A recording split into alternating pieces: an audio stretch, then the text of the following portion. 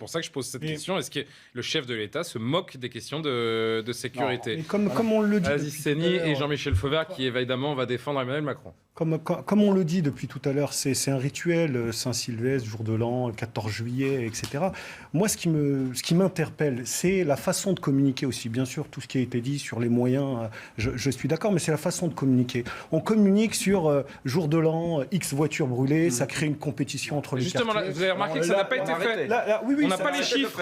Je suis incapable de vous donner les chiffres des voitures brûlées ou exactement des interpellations où et dans quel quartier, parce que justement, les pouvoirs publics veulent éviter cet esprit de compétition entre les quartiers. Alors d'abord, vous êtes probablement une exception, parce qu'ailleurs, c'est peut-être pas le cas sur ces chiffres-là. Ouais. Ça, c'est un premier point. Le second point, moi, ce que j'attends, c'est combien de personnes arrêtées, certes, combien de personnes déférées, combien de personnes réellement condamnées. Une sanction n'a de valeur que si elle est exécutée. Chaque année, en France, il y a 80 000 peines qui ne sont pas exécutées. 80 000. Alors, j'entends bien, il y a un manque de moyens, on manque de prisons, on manque d'éducateurs pour accompagner. On nous a promis 15 000 places il y a 5 ans. Parce que la prison n'est peut-être pas la solution à toutes les infractions. La prison n'est pas probablement pas la bonne sanction pour quelqu'un qui fait ce type de délit. Je ne sais pas, je ne suis pas un spécialiste, c'est pour ça que je dis peut-être. Il faut lire et écouter les spécialistes, et notamment pour les plus jeunes.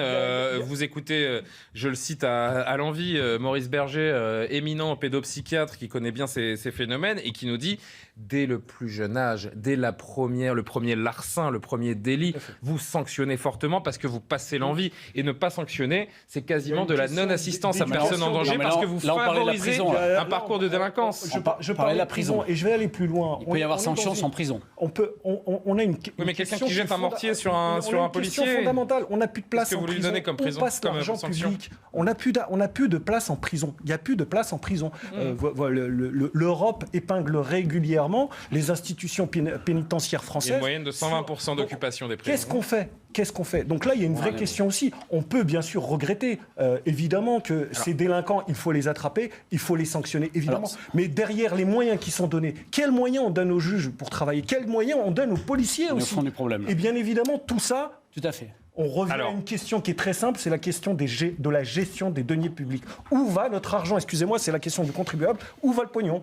Je regrette aussi, dans le discours politique, et même ici autour de cette table, l'évacuation quasi intégrale de la question de l'immigration. Parce que là encore, on parlait... Je me disais, quand est-ce que ça va arriver? L'équation arrive. Non, mais ça ne me fait pas rire. C'est pas drôle, mais les Français vous ont envoyé 7%. Aziz Seni, je vous propose de laisser conclure Vijay Monani et vous répondrez. Aziz Seni, une nouvelle fois. Mais c'est donneur de leçons à 7% à la présidentielle. Je donne de leçons à personne. Les Français leur ont expliqué. Quand vous gagnerez une élection, vous viendrez me donner des leçons. Vous n'êtes pas prêt. Moi, j'ai gagné. Moi, j'ai gagné des élections. J'ai été élu et j'ai été réélu. J'ai été élu et j'ai été réélu. En même temps, messieurs, s'il vous plaît, Aziz Seni, c'est à vous. Ne me donnez pas de leçons. Je paye. C'est plutôt vous qui êtes à mon service en tant que conseiller départemental. Ne l'oubliez jamais. Ne me donnez pas de leçons non plus. Juste revenir à un point très précis, parce que souvent les politiques oublient qu'ils sont au service des contribuables. Ne me donnez pas de leçons, c'est nous qui payons, c'est les contribuables. Vous êtes à notre service, donc écoutez ce que le peuple a à vous dire. Et je suis aussi une partie de ce peuple. Et ce soir, moi, ce que j'ai envie de dire, c'est que cette équation que les Français ont compris, qui n'est pas bonne du tout, immigration égale délinquance, elle n'existe pas. Bien sûr que si. Il y a des gens qui essayent de faire leur beurre, sans jeu de mots. Il n'y a que vous qui le voyez pas. S'il vous plaît. Sur le sujet, je vous ai laissé parler. Sur le sujet, non, et je crois que... Alors, je vais vous dire une chose, Aziz Seni. Il y a une seule chose objectivement et factuelle que je peux retenir de ce que vient de nous dire Vijay Monani. 23,5% des détenus en France sont d'origine étrangère. Sont étrangers. Sont étrangers. Je suis très, très clair sur le sujet. Des étrangers qui foutent le bazar n'ont peut-être pas leur place. Et vous venez de dire qu'il n'y avait aucun lien. 25%, c'est pas 100%. Et je ne suis pas sûr que ceux qui ont fait des problèmes, par exemple dans le 20e, ici, soient tous des étrangers.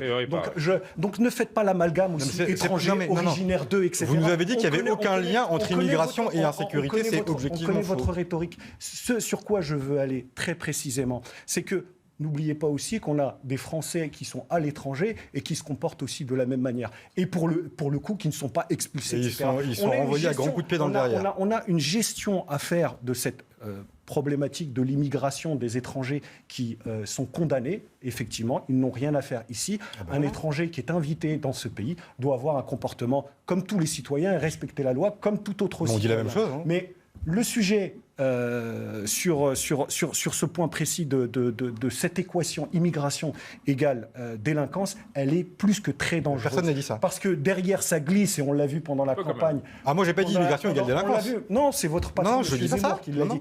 Je dis qu'il y a un lien entre les deux. Ça glisse doucement. Tout à l'heure, on va avoir droit immigration égale délinquance égale islam, et puis on va aller comme ça sur l'équation qui a été déroulée d'ailleurs pendant la présidentielle. J'invente rien. Donc non, arrêtons ça. Il faut être pragmatique et juste. Vous savez, si dans ce pays on veut être à la fois dur avec ceux qui ne respectent pas la loi, il ne faut jamais oublier qu'il faut tendre la main à tous ces étrangers et ceux dont les parents sont arrivés dans ce pays. Il faut leur tendre la main pour tous ceux qui veulent s'en sortir. Donc ferme avec ceux qui ne respectent pas la loi.